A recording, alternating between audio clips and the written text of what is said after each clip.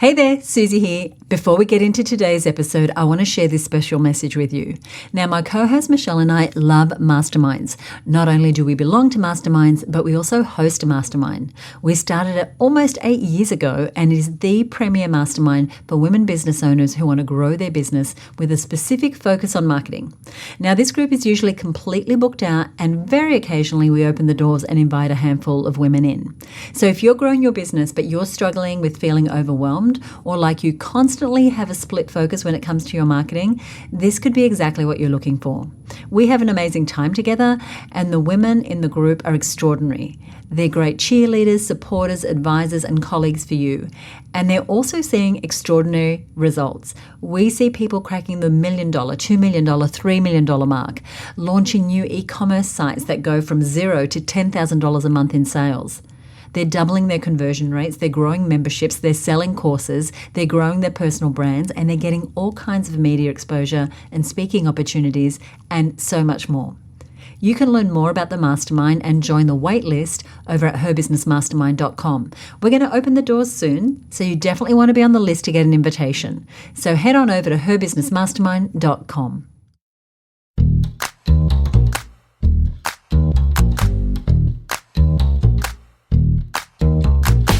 You're listening to the Content Sells Podcast, the show all about how to create content to attract, convert, and keep your ideal clients. Welcome to episode 191. I'm Suzi Dafnis, and here with me is my co-host, Michelle Falzon. Hey, Michelle, how are you? I am really great, Suzi.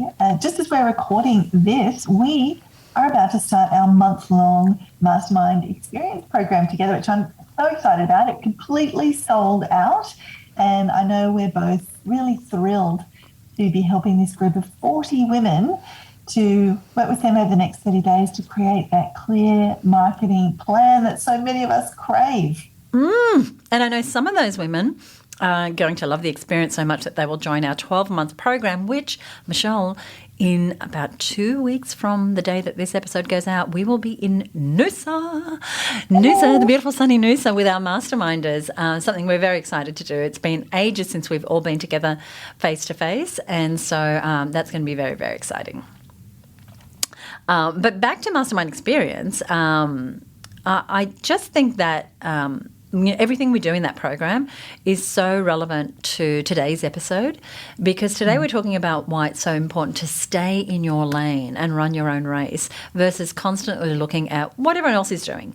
And it's really about having a really clear plan for yourself and knowing what is my lane, what is the game I'm playing, and then really doubling down and staying focused, keeping the blinkers on, and just doing it. I agree. And, when we were chatting about this topic when we were doing our podcast planning, we both really felt this was an important subject because so often we see women in business, either, inside the Her Business network, in the strategy calls we might be doing with a masterminder, in colleagues that we have, so many women in business who either don't know what their lane is, that is, they don't have that clear plan you were talking about, or they keep getting thrown off course by zigzagging all over the place, chasing bright, shiny opportunities, or perhaps even thinking they have to do it like this other person or that other person, when really the key is finding what it is you have to contribute, what it is you want to do, what it is you want to create in your business, and then facing forward. I used to have a friend who she used to say, face the front. Face the front. My teacher used to say that to me. Face the front of the room. Face the front. So just face forward, look at that destination, because that's the only way you're going to get there. If we're looking off to the side, we're not going to get where we want to go. And if you look at elite athlete sprinters at the Olympics and you watch their faces on the starting block, Suzi, that's actually one of my most favourite things to do at the Olympics. They are so intently focused on their own lane, their own race. And it's the inexperienced athletes who find that moment too much for them. They lose their focus and they get thrown off. They come out too fast, they lose steam at the end, or they're looking over their shoulder and losing precious minutes, or even stumbling out of their lane and tripping over. But great athletes like Australia's Kathy Freeman, for example, they run their own race. They stay focused on their goal, their outcome, and they don't lose energy or get distracted along the way. And that's when they win. That's when they avoid injury, and that's when they get to see what potential they're really capable of. I love that idea and that metaphor of the lanes of a running track, and I can see Kathy Freeman's face as you're saying that, and that outcome that we're aiming for as business owners being that finish line. And so I want to map this idea that you've been speaking about, Michelle, over to business and marketing and content marketing and all the things that we talk about here on the show. And maybe you're listening right now and you're already thinking, oh yeah, I can feel that I'm wandering all over the track. You know, maybe you start a project with a whole lot of passion and then you lose steam on it, or perhaps your confidence or your willingness to keep investing in that project takes a knock when someone, you know, criticizes your idea, or you don't get some early wins, or when a competitor comes out with something and you think, oh, I should be doing that, or I had that idea and they got to the market first. And that can create some of this zigzagging that Michelle's speaking about. You stop and then you're going, and it can take a lot of energy, and it can keep us from the prize that's at the end of our lane, from the outcomes that we're really after. So today we're going to talk a bit about our own experiences of staying in our lane, the times that we have and the times where perhaps we haven't, plus a couple of our own strategies for staying on track. And these are strategies we use personally and that we've shared with clients and students in our mastermind who've been able to use these ideas as well to finally start getting the outcomes that they want, whether that's a financial outcome or it's a business growth outcome or it's impact outcome or a combination of all those things. And one of those strategies for staying in our lane is this idea that you've heard us talk a lot about now on the show, if you're a regular listener, and that is that less is more. And this term was actually coined by minimalist architect whose name I'm going to botch up, but it's something like Ludwig Mies van Roo. I apologise, Ludwig, I'm sure he's long gone if I've stuffed up your name, but he was a designer and he was a minimalist architect. And so that idea of sometimes you don't need all the things in a space to create a beautiful space. It's the same with our business. So it's this idea that you don't want to be trying to do the 200-metre race, to use Michelle's analogy, at the same time as doing the shot put and the long jump and the marathon. So it's impossible to excel in any of them. But if we focus on one clean thing, then you can really get somewhere. Right. And this can show up in your business as feeling like you've always got so many ideas and you need to make them all happen.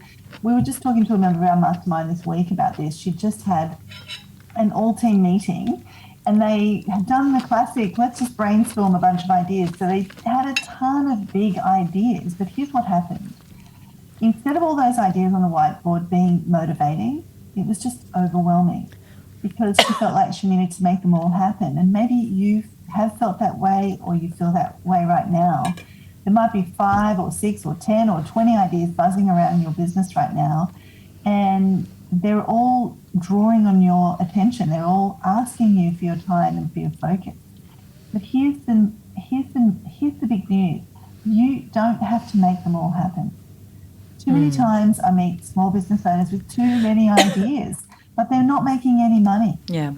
I don't really resist that temptation of just, well, I'll just throw more ideas at it. I'll just do another brainstorming session that covers 20 more new things that I've got to do. It's like, you know, doing the shot put while you're trying to do the marathon, while you're trying to do the high jump. It's just impossible and exhausting, and we risk hurting ourselves in the process. So I really want to encourage you to resist that temptation, even though it's kind of exciting when the idea is new and you haven't had to put the work in yet. But, you know, Suzi did that fantastic interview with Denise Duffield-Thomas in our last episode. And she was talking about in that how her husband came into the business with lots of new ideas. Hey, we'll do this and we'll do that and we'll do this. And she's like, no, we will sell one course, the course I'm already selling. You know that product that I've already made more than $25 million with? Yeah, that one product. And I love that because that's her race. She's staying in her lane.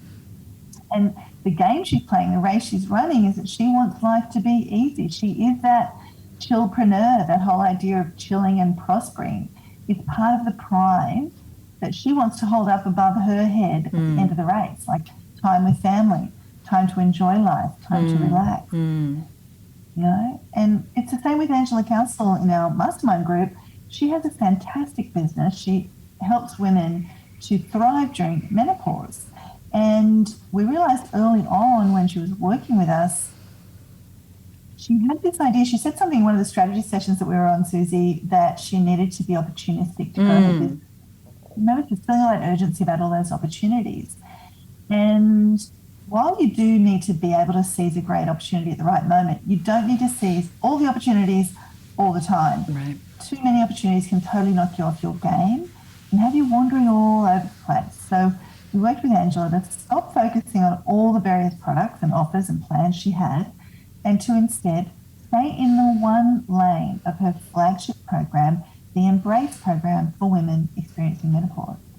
And guess what happened? She stopped zigzagging and she began going from sideways in her business to moving forward. She doubled her results, then she tripled them. She went from having 4 people in her program to having 40 people in her program. She 10x'd her business, and she was finally starting to be able to pay herself real money out of the business versus kind of that feeling like I'm always having to prop it up. Now that's a massive shift, and it comes down to staying in her lane, even when those bright, shiny distractions came along. I love everything that you just said. And I love Angela's story. And we did see her go from 4 to 40, in a period of months. And Denise's, of course, is just so solid on this. They're all roads lead to her boot camp. And staying in your lane for some people can mean focusing in on one product, which is what Denise has done. But it can also mean having multiple products, but picking a lane which might be the strategy or the platform or whatever it is, but we're going to talk more about this, but carving out your lane and really committing to it. It can be, instead of creating content on all the social media channels and being on all the platforms, plus having a podcast and running live challenges, that you pick a lane as far as your content marketing and you stick to it with consistency. Something we talked about a couple of episodes ago. So that can be an important part of this less is more too. For example, when we started our events business, which was my first business, the lane we picked was that we were going to be a boutique agency. We were going to bring multiple speakers from around the world and run a variety of seminar tours around the country all year long with different people. And that was a great strategy. But even though we were doing a lot of different tours with different people, we still had our lane, and that was financial and personal development education. That's really where we focused. So no matter who we were representing, it was going to appeal to the people on our email list, all of whom had shown interest in their finances and in their own development. And we had investing and property experts, mindset experts who helped people do better with their investing. We had business experts who helped our customers start or grow a business, or to put together the ideal team, or to deal with their mindset about being a business owner. Because we knew we had a lot of business owners and entrepreneurial types on our email list. And while events for these types of experts were in our lane, we did one other thing. We published and distributed their merchandise, which was not running events, but it was still in our lane, right? And it presented us with some new and lucrative income streams. So we diversified our products, but we were still in our lane. We didn't veer out of our lane and try and do something on cooking or craft or corporate trainings. Even though we were being presented with all kinds of opportunities, like daily we were getting approached by people who wanted us to represent them, we'd grown the business to the point where we were one of the leading event promoters in the country, and a lot of people wanted to be on our stages. So it took a little bit of time, and in the early years we were not in our lane. We were trying all sorts of things. We were, for instance, selling tickets to other people's programs like Tony Robbins. We were running in-house events for large corporations and tech companies. We were running trade show stands and selling other people's merchandise. But it was not our lane. It was not our thing. And once we eventually got crystal clear on our business plan, what we would do and what we wouldn't do, who we were for and who we're not for, what worked and what didn't work, and we guarded that lane with clarity, we had, huge growth, like hockey stick growth. And so we stuck with what we knew worked, and we didn't veer off just because a competitor came into the market or an opportunity came in sideways. And we've done similar things with her business, and I can talk about that later. Oh, I love that frame, Suzi. That staying in your lane doesn't have to mean just selling one product. That's what it looks like for some businesses. but you were very clear about what your lane was and what it wasn't. And it was the same for us. When I was in my 20s, my husband and I ran a successful ad agency, and it actually started as a documentary film production company. That was actually our lane. And we would get funding from investors or government film finance groups or various state and federal bodies, and also from TV stations that bought the films and paid us ahead of time. That was kind of how we funded making the films. But then the tax laws changed, and a big part of the film funding mechanism in Australia really dried up. And so we had this lane that kind of ended. Like on the highway when you see that sign, lane ends, merge left. And so even though that was kind of an enforced expansion of what we needed to do to create revenue and make our business viable, what came out of that was the idea to have, a different lane. And we had all this film production and post-production equipment. So we knew we could make TV commercials and radio commercials and corporate videos and record audios and do all the audio-visual things. But we also knew we could get more clients if we could also do like the art and design for them. So if we were doing the local television commercial, for example, or we're doing a corporate video, we could do the print ads that went with it. Or if we're doing a training video, we could produce the printed training materials that went with it. Just like you were saying with, hey, if I'm doing the event, I can promote their products at the event. So our lane became being what's known as a below-the-line advertising agency. And basically that means we weren't placing big media spends on television and radio and things like that, like, really big multi-million dollar agencies. We were doing more kind of like local commercials, corporate videos, direct response marketing, those kinds of things. And we had multiple ways we were serving our customers, but like you, we didn't veer out of our lane and do something like try to put on a rock concert for a client or do point of sale promotions. So it wasn't one product. We had a few things that we offered: art and design services, audiovisual services, copywriting services, and so on. So we weren't like, say, Angela and Denise with that laser focus on one product, but it was like you, still a clear lane with a clear positioning in the market. We were clearly for a certain type of client, and we had a very clear message about who we were, because we were based just outside of Sydney. So we positioned ourselves as a way to get all the quality of an inner city agency, but at regional prices. And it worked really, really well. And for many years, we had a fantastic client list of people like Subaru and Johnson & Johnson and KFC and Pizza Hut. And it was a fantastic lane to be in, even though initially we kind of got forced into it. Right. But, you still drill down, even though it changed, you still sort of stayed very much in your lane. And I love that. And I think what we're saying here is that staying in your lane can involve having multiple parts to your business, or it can be, as the examples we gave, focusing on one product. But the key is to be conscious, really conscious of the lane that you're in, and to be strategic about that. So not veering too far from that strategy, and really staying vigilant that you are on your own path, you are on track, and really, measuring your results, knowing that this is a good path. I'm on a good path. Now, it doesn't mean being closed-minded. For example, the events business that we started at the time, I'd come from working in the music industry with Virgin, and I'd seen how they packaged and promoted their music artists, and they not only produced their albums, but they also did their concerts and their merchandising and all those things. And so that was an idea that I borrowed and applied to our events business. And so that was very different to what anyone in the events and seminar space were doing. But I could see that it was an opportunity and the way that we wanted to do business. So we really backed ourselves. We wanted to bring our flavour and our approach to the events business and create a lane that has really deep, guardrails on it. Like, this is what we're doing. And to me, that is what being in your own lane is about. It's being prepared to innovate, like we saw Michelle take the big pivot, and to follow your gut and to connect the dots on your own unique experience and abilities and capabilities, but to do things your way, even if others in your industry, your competitors, are not doing it that way. For us, it turned out to be a hugely successful move, to not do what other people in our industry were doing, but to really find our own lane.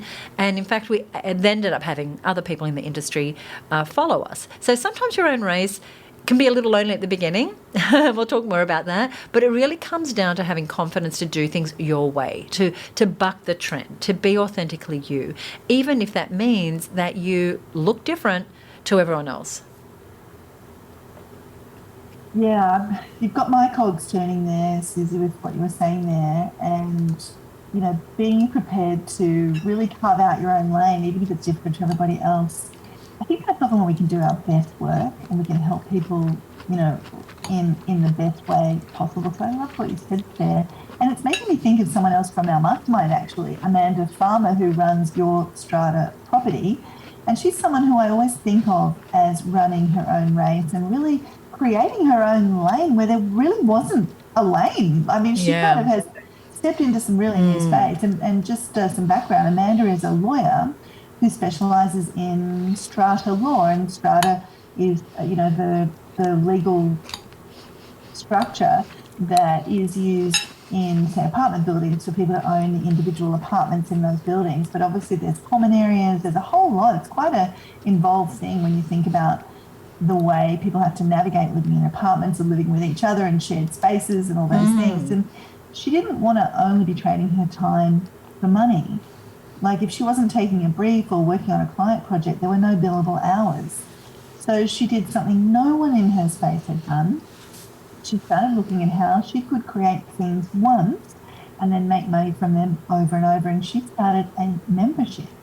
And now she gets 50% of her income from that membership. It's completely freed her up to run life her way. It's enabled her to move to the country, to work partly from her home in rural New South Wales and partly from her office in the city. And now when she's at conferences, a bit like you, Suzi, when people started following this innovation you were doing, she was saying she has other lawyers in her space asking her, like, how are you doing this? You know, how does this all work?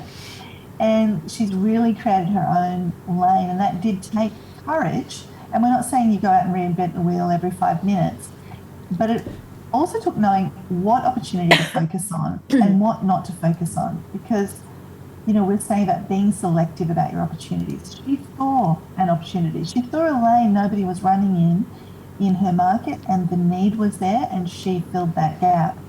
So it took clarity, though, around the market, around the game she was playing, around what she really wanted. And that was the work she had to do first, going, hey, I've got this thriving law practice, but it's not, I want less billable hours. I want less of it falling on my shoulders. If I stop running, if I stop working, income stops. I want a different way of doing it. And that was a really quality question to start asking of herself and her business. And then she took action on it. So that's another of our key ideas for you when it comes to staying in your lane and thriving. So Suzi was talking about this idea of less is more. Another big idea we wanted to share with you is this idea of we each get to build our own racetrack, our own track, our own lane. We don't have to run anyone else's race. And that is the beauty of having your own business. You can keep it small and sweet and without too many moving parts if that's what you want. Or you can grow a massive business with tons of staff. And, you know, like Suzi, you know, when your business was peaking, you had people in multiple countries and multiple things happening all over the multiple countries, right? Yeah, lots and lots of moving parts. Yeah, so you get to choose is really what we want to say. And you can only work with a particular type of client you love working with. You don't have to work with everybody. You can focus on your big mission. And, you know, maybe I was talking to somebody the other day, Suzi, and her mission is to keep her prices really low. She can serve more people and make a bigger impact. She's really mission-driven for a particular part of her audience. Right. There are no rules. The only guideline is that you're creating the business and the life that you want. You're telling the stories you want. You're making the products that you want. And you know, because we said we're going to share some of our personal stories, and we've shared a few already, but for me personally, the racetrack that I've built is, you know, having had bigger businesses, I decided now I want to run a race that doesn't have as many moving parts. You know, I really love having a portfolio business. So that means I've got a few different things that I do as revenue streams. I've got some leverage products like courses and programs and the mastermind and the work that we do together, Suzi, you know, and that's leveraged. But I also like doing consulting work where I work one-on-one with a client. It keeps me right on the cutting edge of what's happening in marketing and content. And lucrative. And I get lots of requests to work with people, but like Amanda, the strata lawyer, I don't want to be exchanging my time for money all the time. I just want that to be a little part of what I do. So I'm super selective about the projects I say yes to. And I know the exact kind of client I love working with. They need to already have an 8-figure business or be close to it. They need a global audience, and they need an already established track record. They need to have a product suite already that draws on their ideas and their intellectual property. And that's when there's the most potential for me to add value, and I can then add a lot of value, which then warrants charging premium rates. And that's the game I want to play. And I don't really veer from them. You know, I have people refer people to me, and I think, no, they don't tick all those boxes. Right. That's a no. And people are often incredulous when I turn down an opportunity. It's like, but hang on, it's work. And I'm like, I don't have to take all the work, right? I don't have to feel bad about it either. In fact, I've just got clearer and clearer about the kind of projects that work for me, the type of people I like working with, the mix even of things that I like in my life. I love, love, love our mastermind. So I feel really fortunate now to absolutely love the people I work with. Suzi Dafnis is right up there at the top of that list. And the projects I get to work on. But it wasn't always this way. There were times many years back that I made exceptions for the money or the prestige, or I second-guessed myself. And, you know, 9 times out of 10, maybe even 10 times out of 10, I feel like, that came back to bite me. And I love watching you create this portfolio business. You know, you probably don't know this about Michelle, but she lives on a beautiful property in northern New South Wales. And so she has a wonderful, wonderful lifestyle. And, you know, yes, she travels and works with clients internationally. And, you know, we have the projects that we work on together. And I love that you get to say no to people, but, you know, and you can really clearly say no because you're so clear on what your lane is and what your lane is not. And I think that the more you've stayed in your lane, the more lucrative it becomes because you get known as the person that works with those people who are at 8 figures or close to, who have the big audiences. And so you're not, you know, your blinkers are on when it comes to the rats and mice of work in your space. And, yeah, I just think it's wonderful. And now we've often been asked why we don't do breakfasts and lunches with speakers as part of what we do at her business.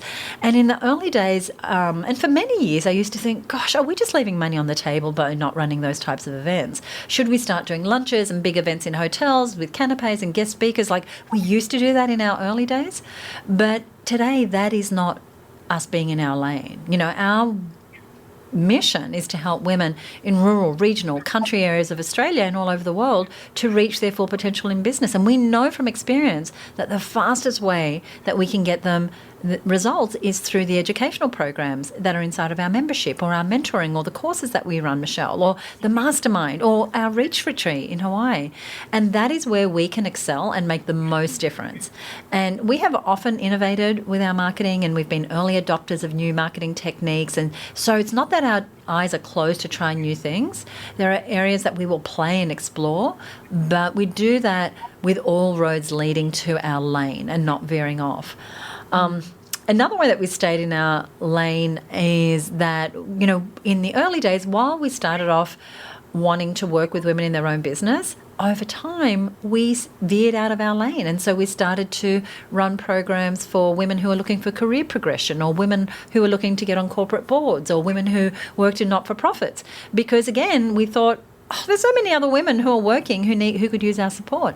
And we started to spread ourselves thin and we meandered in and out of our lanes and we took our eyes off the prize. But once we got really clear that our ideal client is a woman business owner who wants to grow a sustainable business without burning out, a real business, not just a hobby business, and that she's tried and gone as far as she can on her own, but now she recognises that improving her skills, making valuable connections, investing in herself is what's going to take for her business to evolve and become more viable. Once we got clear that this was our lane, it just became so much easier for us in business, as you know, Michelle, because you've been very close to us as we've taken this journey, because it's so much easier to speak to her, to create products and services that are right for her, and even to depict her and her unique problems and challenges in all of our content marketing.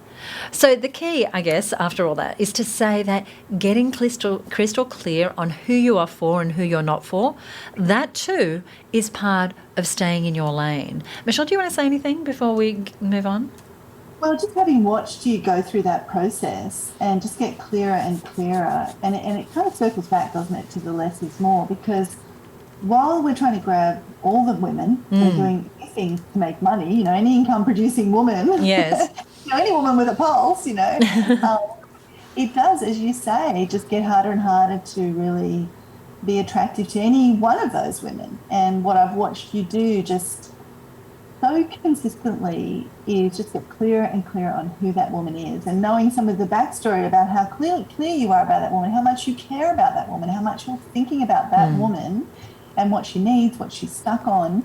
I just watch you just continue to thrive and just do better work, and it becomes this sort of virtuous upward cycle, because you're doing the work you're here to do, because you're picking your lane and you're not veering out of it. That's making you more successful. It's helping more women, which is helping you feel better, which is making you more successful, which is helping more women. Like, it's all the good things. Everything's heading in the right direction. Yeah, thank you. And I'm having more fun too, because I don't feel like I'm split 10 ways.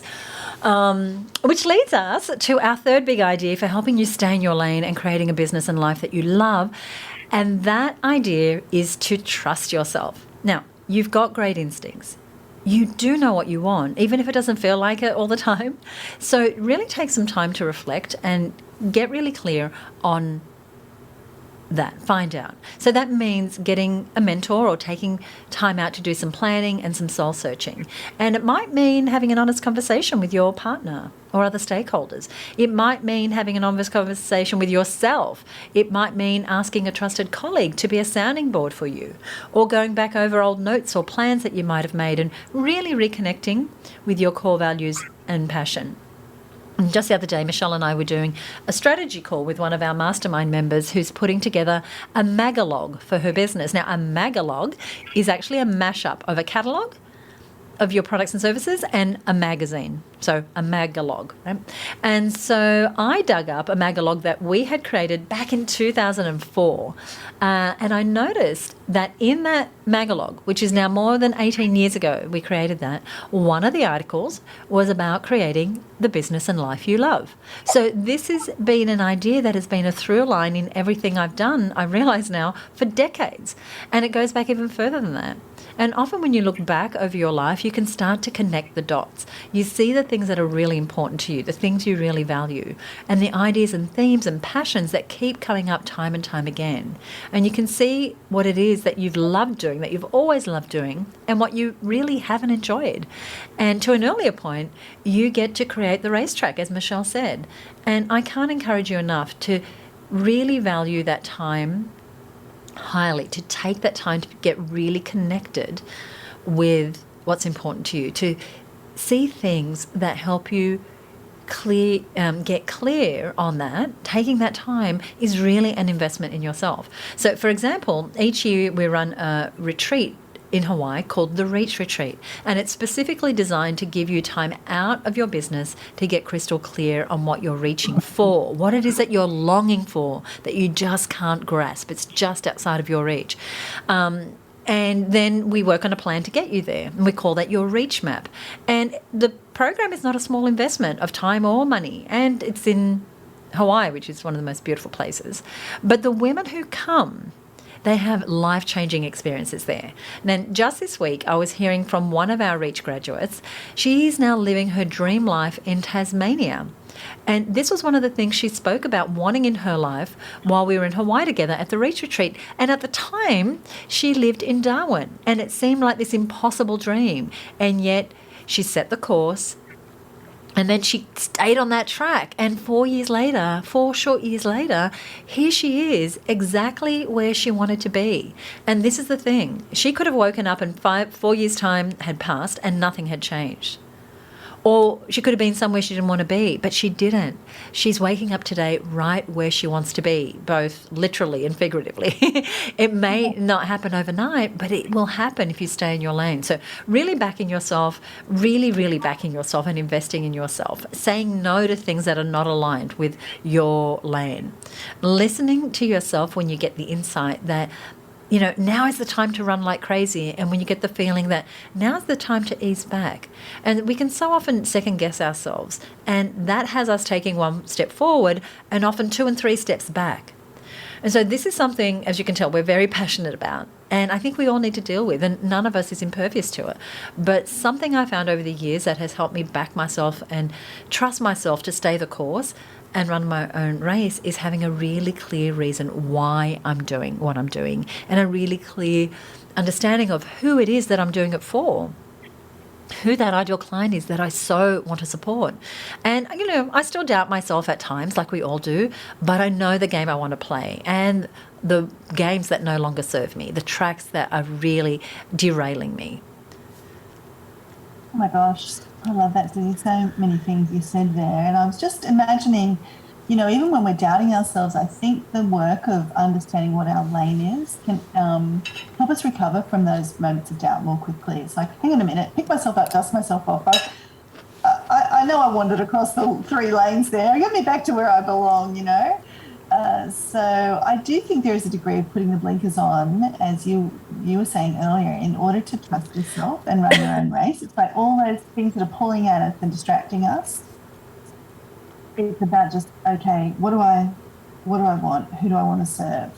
And it's making me think too about, the marketing mountain idea that we talk a lot about on this show. And we'll put in the show notes today the link to the original kind of episode that explains that marketing mountain. But it is very clarifying for what your lane is. It's very makes you really clear about who you're for, who do you want to climb this mountain, what is at the top of the mountain, what are you actually wanting them to buy, what are you wanting them to do, and then how are you going to get them there?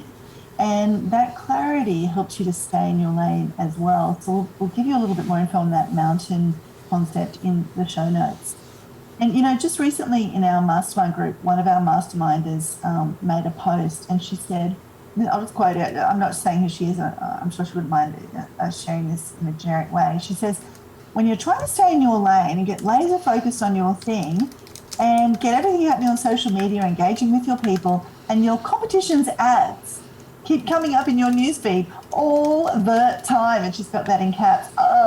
Go away. I don't need that in my mindset today or any time this week. And so much of business, so much of marketing, so much of putting yourself out there on social media or in your messaging is a mental game. And I can relate to that. Especially when you've got social media posts where someone is perhaps, a competitor or somebody that you admire, they're sharing all this, glamorous shots of them doing things or looking successful or launching a new product, and you think, I should be doing that. Or as in this case, where you can see their ads and you think, I'm failing because my ads don't look like that, or right, I don't have that product set, or I'm not running ads, and it can really throw us off our lane. And you do need to just, Suzi, you use the word impervious. We're not impervious to it. We're going to see the ad and feel that pain and like, I'm not doing enough. But that's when you just want to go, no, I'm staying in my lane. I'm just putting the blinkers on. And it can be as simple as that sometimes. That's what I do for myself. I go, okay, all right, I see all that. I'm feeling it just for a second. And now I'm putting those blinkers back on. And it's this idea of knowing when to be single-minded, when to innovate like you did, where you took all that great learning you had at Virgin and you mapped this really innovative idea to a new area, or Amanda, who found this lane that didn't exist before, and then there's time to just double down on what you're already doing and keep going. I think that's the real art of business. So it means being really careful, I find, about the input that I allow in, and really judicious, really conscientious about how I'm processing ideas and opportunities and inputs and fears and all those things. And it's also about finding people and practices that support you to remain focused. For me, one thing that really helps with that is, I have colleagues like you, Suzi. I'm in a mastermind where I have people that I know are like touchstones to me, but also having visual references that I can see that just are mental cues to me. It could be a wall planner or a dream poster or a phrase that you post on your computer or your memo board, like, stay in my lane. Right? It could be a daily practice, like a meditation or tracking some numbers in your business. So you've really got your finger on that pulse, or allocating time to a particular activity at the same time every day. The thing is, often when there are distractions, like what a competitor is doing, here's the bit to remember. You don't have the full picture. You're just glancing sideways, right? Imagine this. You're running. I wish this was visual. I'm doing the... You're doing the running. Okay, everyone visualise Michelle running. You're running. Your arms are going. And you're running down the track and you're just kind of glancing sideways, hoping you don't trip over at what's happening beside you or behind you or in front of you, and you're getting a distorted view of what's happening. It's possible that those Facebook ads from your competitor might not actually be working. That big event that they're splashing all over social media might be costing them a fortune and not actually doing what it needs to be doing for them in their business and their life. That new product might be underperforming or creating customer service headaches.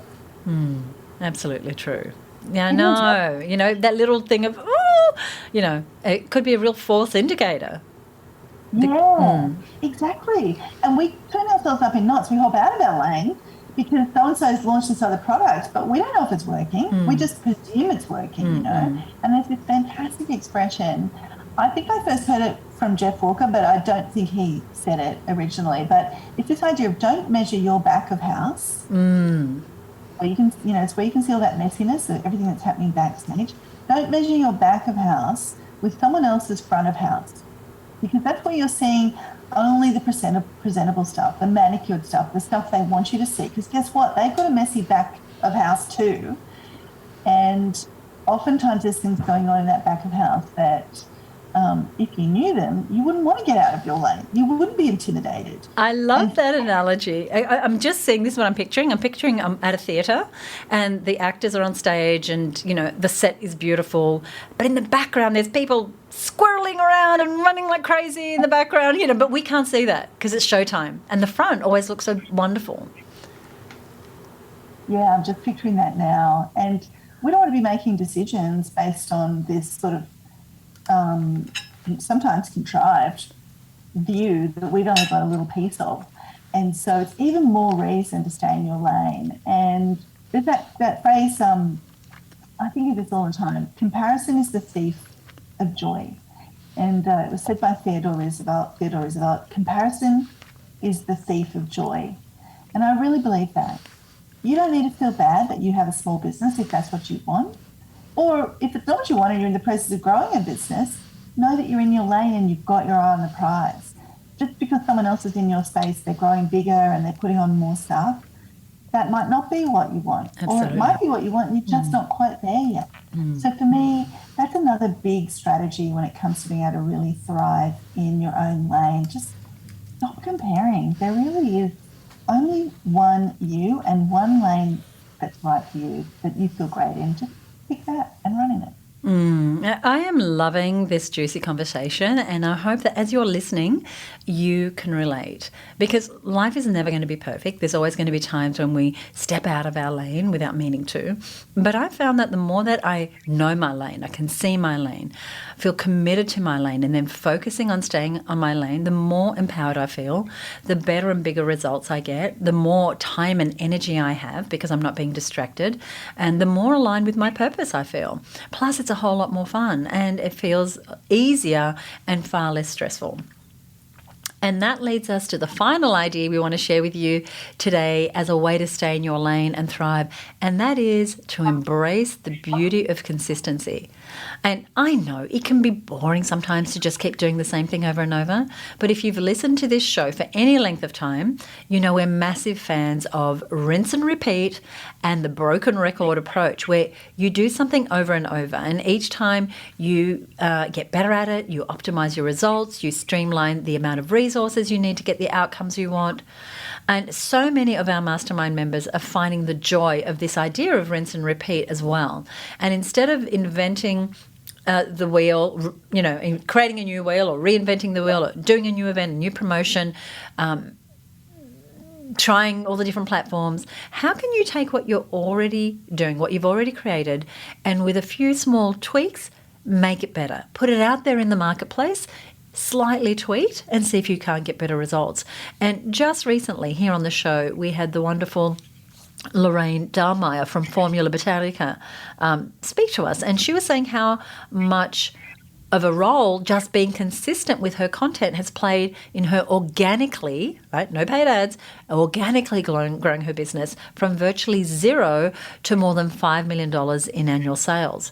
So week in, week out, getting her content out on a Tuesday, on a Thursday, and how doing this over time, a lot of people who started their businesses in the same industry around the time she did, they've gone out of business, while she continues to see the numbers go up and up. And it was because they were haphazard. They were not consistent. They didn't stay in their lane. They kept searching for the other lane where there might be a bigger payoff or a quick fix or a silver bullet. And it can be so tempting for all of us. The grass can definitely seem greener over there where the other people are playing. But the really green grass is up ahead in your lane, the lane you're already in. And that's the truth in most cases. So good. The green grass is up ahead. I like that visual. We just think we're getting super visual of the We've got lanes, we've got grass. And the great thing about what you're saying there, when you're consistent, you get all this compound benefit and that consistency because you get more capable as well, right? That often makes me feel more confident because I've got this path. I know this path. I've got more experience with this path. And not only do you get more confident, but you also get more profitable, which we've seen time and time again in our own businesses, but also in the people that we help. And it just helps things get easier. And I just love that. Thank you. I've loved this conversation, and it really was inspired by the questions we're getting, the women in our mastermind, the things we're seeing every single day as we work with women business owners. And I just want to take a moment to recap a couple I want to recap all the big ideas that we shared that have helped us stay in our lane and create the businesses that we have. And many times it's saved us from zigzagging all over the place. Although both of us have done that, we've been really honest about that. But these strategies have definitely helped us stay more focused, more on track, and to get our results more directly. The first thing we talked about was this idea of that less is more. You don't have to do all the things. You just need to be conscious and deliberate about what you are doing. And that may be a laser focus on one product or a product suite or a type of customer or a type of work-life balance, whatever that is for you. And then we talked about how we each get to build our own racetrack. We don't have to run anyone else's race. And that's the beauty of having your own business. You can go as slow or as fast as you want on your track. You can do the 200 metres or the marathon. You can grow big or you can stay small, but you get to choose. Another big idea we covered was to trust yourself. Now, one of the most powerful things that can help you stay in your lane and create the business and life you love is to trust yourself and your vision and your mission and what you believe in, and to invest the time and get the support from others around you to help you get the clarity to back yourself. We also covered this idea of comparison and how you want to avoid comparing yourself to others, as well as the massive benefits of really leaning into consistency. Now, we would love to hear your thoughts on this topic of staying in your lane. What do you think about staying in your lane, and what helps you stay on track and saves you from straying from what it is that you really want to be doing and having in your business? Now, the way that you can get in touch with me, Michelle, is over on our Facebook page. So if you search inside of Facebook for Content Sells Podcast, you will find us. We love hearing from you, and we're always available to answer your questions and posts there. So, before we wrap up for today, there's a couple of things I want to do. One, we love this conversation. We hope you did too, and we'd love to share these tips and strategies with as many businesswomen as possible. So please share this episode. Just get on there, click the share button.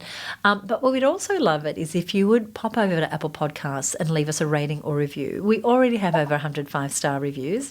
And so if you got some value from today, if you would leave us a review or a rating, we would really appreciate it.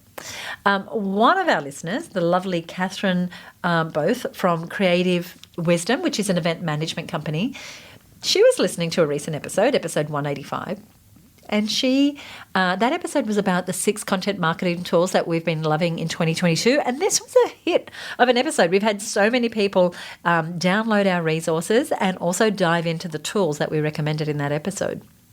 So Catherine said this. She said, absolute game changer, Suzi Dafnis. I listened to podcast episode 185, 6 content marketing tools we're loving, and I've started editing a video training that we recorded on Zoom yesterday with your recommended video audio editing software. It is the bomb.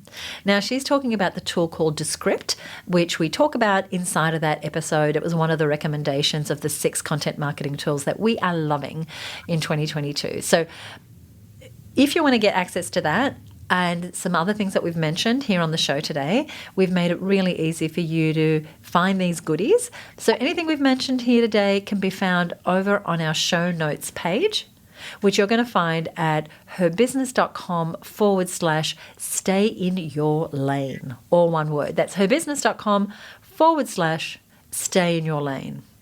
Now, Michelle, what do we have coming up in the next episode? Well, we're sharing some more of our strategies. We've got 5 of them, and these are strategies for building your profile. And, you know, even if you're in a business that's traditionally, perhaps you were able to sort of hide in the background, most businesses now, you need some type of profile, even if it's not a personal brand business. And so we can sometimes feel reluctant about that, about being seen, about tooting our own horn, about seeming boastful, or we might just be wondering, how the heck do I do it? I want to do it. I want to shout from the rooftops, but what actually do I start with? Where do I begin? And that's what we're going to cover in the next episode, the 5 essential content strategies for building your profile. Awesome. So that's coming up next. So be sure to subscribe to the show to get access to that episode. And you can subscribe wherever you're listening right now. If you're listening on our website, just watch out for those little subscribe icons and choose your app, and you can subscribe there. And as Michelle said, we're going to be talking about building your profile with some pretty savvy content strategies. Michelle, anything you want to say before we go today? I'd love to hear our listeners' strategies for staying in their lane. So I've been watching in the Facebook group for any comments. And I just want to say, Suzi, I'm glad I'm running along in my lane with you. I'm glad we're in each other's lanes, and enjoying that very much, and appreciate that you're in my world. Oh, thank you. Is it a 3-legged race? It's a potato sack race. It's a potato sack. Well, are we in the same potato sack? Oh my gosh, that could be tricky. After it ensues. Oh, we want to thank you so much for listening. We love putting this show together for you, and we hope you've enjoyed this episode, and we hope to hear from you. We'll see you next time right here on the Content Sales Podcast. Bye for now.